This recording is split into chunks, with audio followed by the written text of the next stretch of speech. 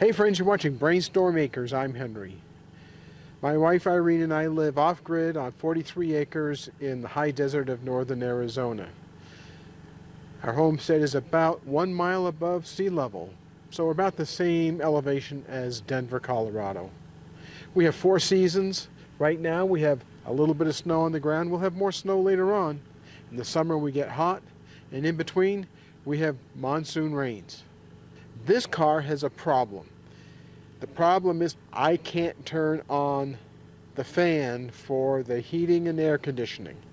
I've known about this problem for a while, but it's taken some time to get the part to fix the problem. Well, I think it's going to fix the problem. But remember, I said in yesterday's show that if you can't fix it, you don't own it. One of the problems with new vehicles is that they have a lot of electronics in them. And a lot of times the electronics require specialized equipment to diagnose and troubleshoot.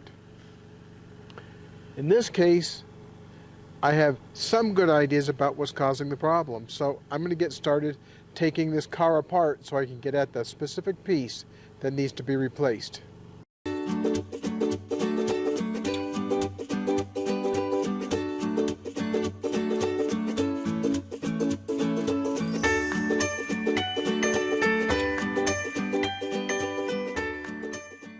Now this car is about 21 years old. It's about the same as the other one. And it has a lot of plastic in it and some molding around this console. I need to gain access to this piece of the console right there. I'm going to replace that. First, in order to do that, I need to take off a few pieces of trim. I let the car heat up all day long until it's just about 3:30 in the afternoon. I wanted to make sure that the plastic got as warm as I could possibly get it before I started trying to move these pieces because I don't want them to break.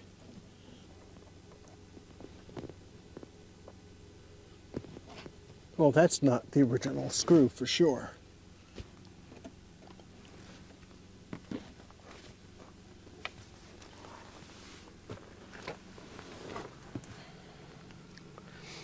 And in order to get this piece of trim out, I have to very carefully pry the trim away from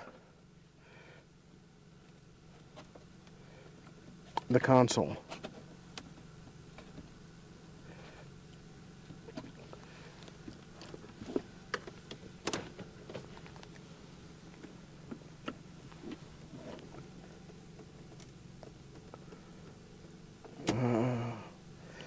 That looks like it's getting loose.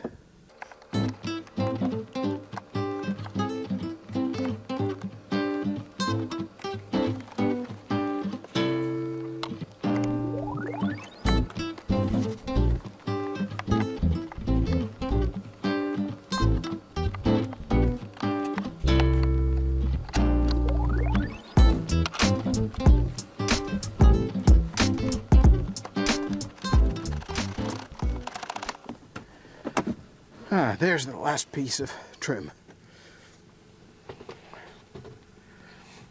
It felt like it might have been glued in place, but you know, it's just age and compression working together to make it be a little bit of a problem. Now to take this unit out, all I should need to do is remove 4 screws and some plugs.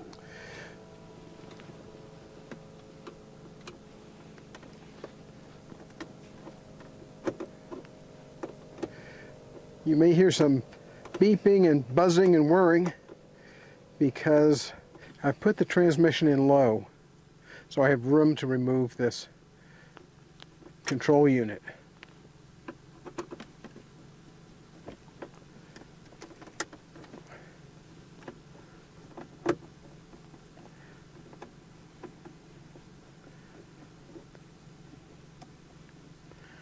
What happens with these climate control heads is they'll get dust in them.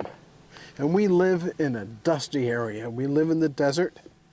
We have a huge amount of dust here.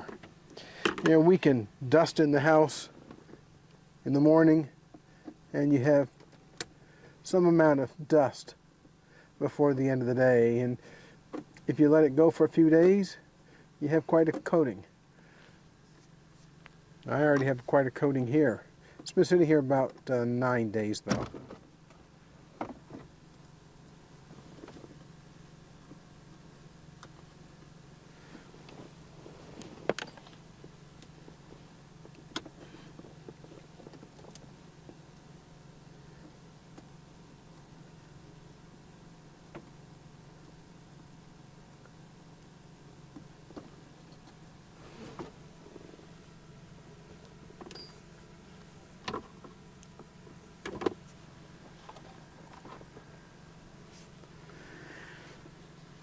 This replacement unit came from a salvaged Range Rover, and the people who salvaged it simply cut the wires. That's fine because I have to plug different plugs into here.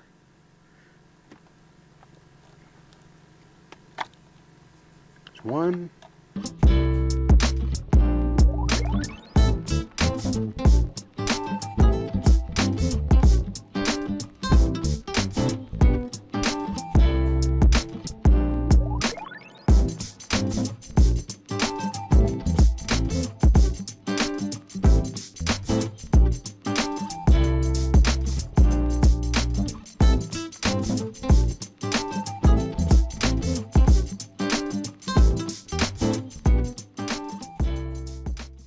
I'm ready to take the old control unit out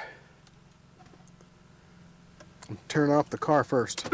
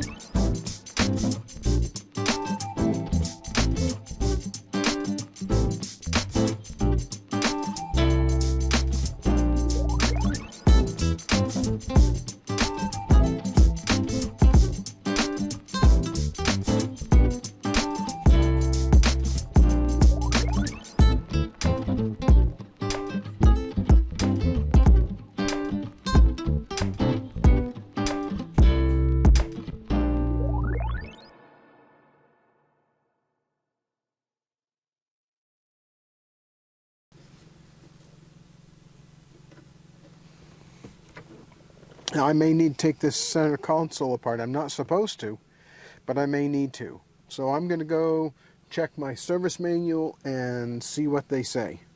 I think for the Range Rover they basically say take it apart. We'll see. And I went inside and checked the manual to see if there was any other stuff that needs to come out of here, and there isn't. So my belief is that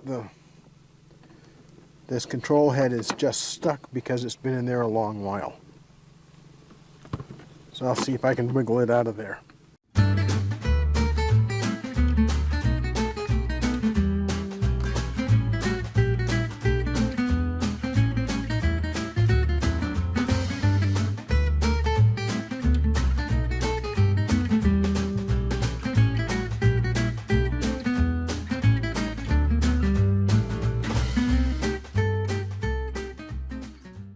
Wow, that's a bit of work.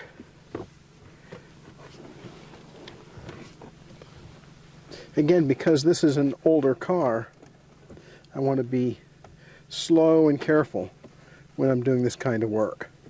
One of the nice things about this unit is the plugs go in one place in one direction. So, I don't have to worry too much about that. I'll start removing these plugs. It's going to be a joy and a chore.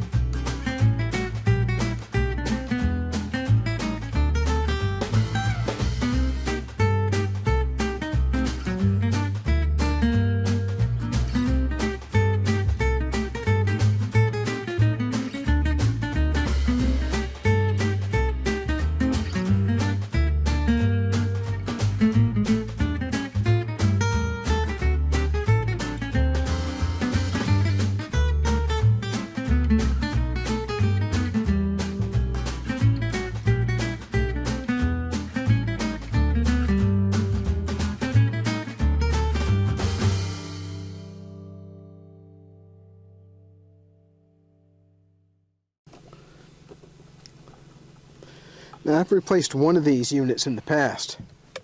It's never easy. Last time I did one of these, it was 11 hours of disassembly and 12 hours of putting it back together. But that was a different model year.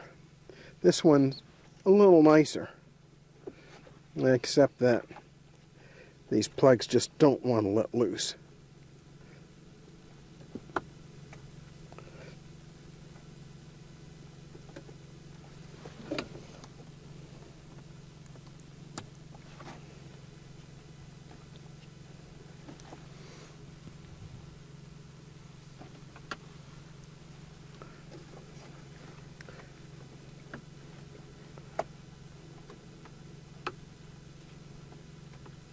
I'm just using the screwdriver to depress.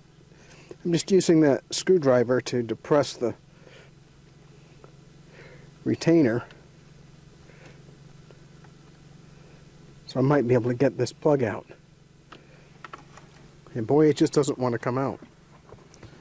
I actually have a total of 4 of these plugs to get out. And then I get to put them into the new unit. Wish me luck.